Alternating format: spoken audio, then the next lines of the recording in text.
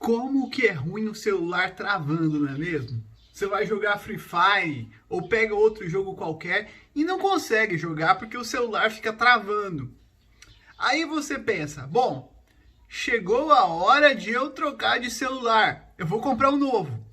E aí você vai pesquisar os modelos. Você encontra um que tem um processador de 7 nanômetros. Mas aí você pergunta, o que é nanômetro? Bom, essa aula eu vou falar um pouquinho de escalas de medidas e estrutura atômica. Mas você vai falar, o que é que tem a ver estrutura atômica com nanômetro? Bom, nanômetro é uma unidade de medida 1 bilhão de vezes menor que 1 metro. Você divide 1 metro em 1 bilhão de vezes e você vai ter um nanômetro. Espera aí que eu vou explicar melhor e vai ficar mais fácil entender. Quando a gente fala que um determinado processador tem uma arquitetura de 14 nanômetros ou de 7, na verdade o que a gente está dizendo é que no interior do chip a distância entre os terminais dos transistores é de 14 nanômetros ou de 7.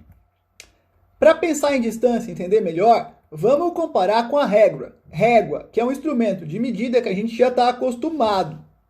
1 centímetro é a mesma coisa que a gente dividir o metro por 100. 1 milímetro é a mesma coisa que a gente dividir o metro por 1000. Micrômetro é a mesma coisa que dividir o metro por 1 milhão. E um nanômetro é a mesma coisa que dividir um metro por 1 bilhão. Pensando agora nos tamanhos relativos que estão colocados aqui numa escala logarítmica, o ser humano a gente mede em metros, né? Até centímetros dá para medir também. Tem por volta de um pouco mais de 1 metro, às vezes chegando a 2. Os ovos de avestruz, de galinha, o avestruz chega até a 100 milímetros. O ovo de galinha, algumas dezenas de milímetro.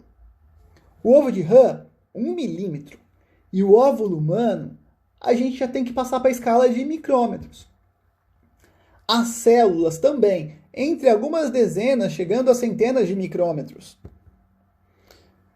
A gente começa a diminuir de tamanho quando passa para bactérias e para organelas celulares, como a mitocôndria. E o vírus da gripe está lá perto dos 100 nanômetros.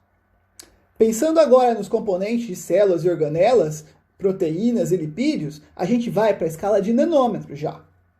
E o átomo tem 0,1 nanômetro.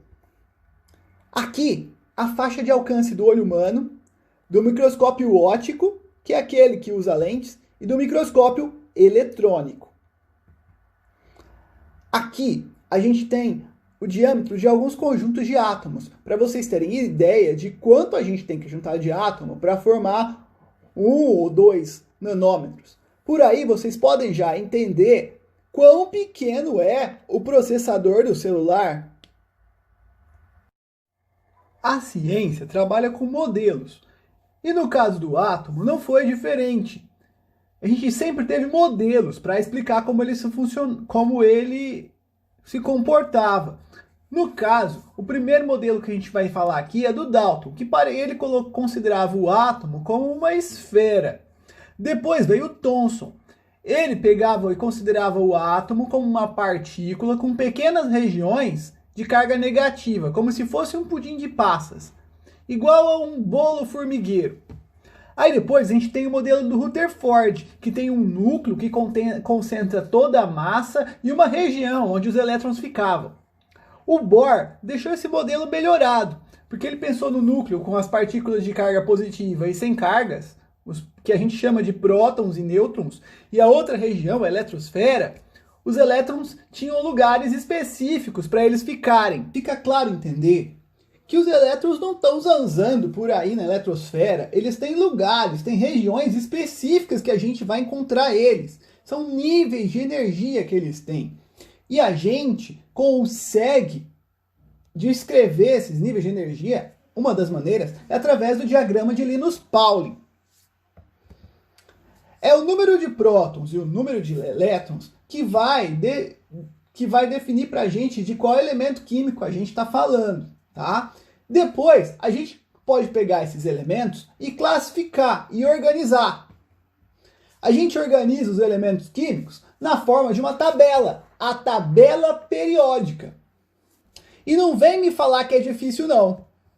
Porque se fosse, ao invés de elemento químico, Pokémon, todo mundo já tinha decorado.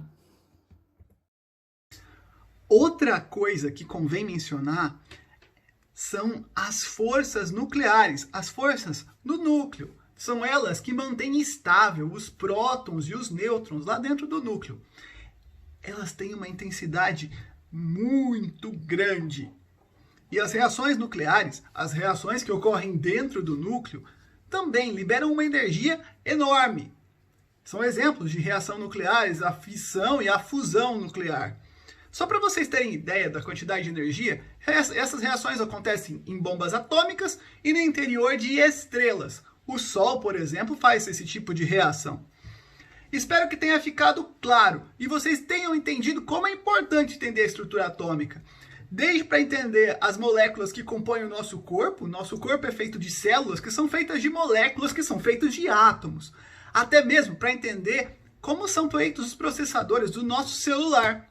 Se vocês gostaram do vídeo, vocês por favor curtam, se inscrevam no canal e compartilhem. Muito obrigado!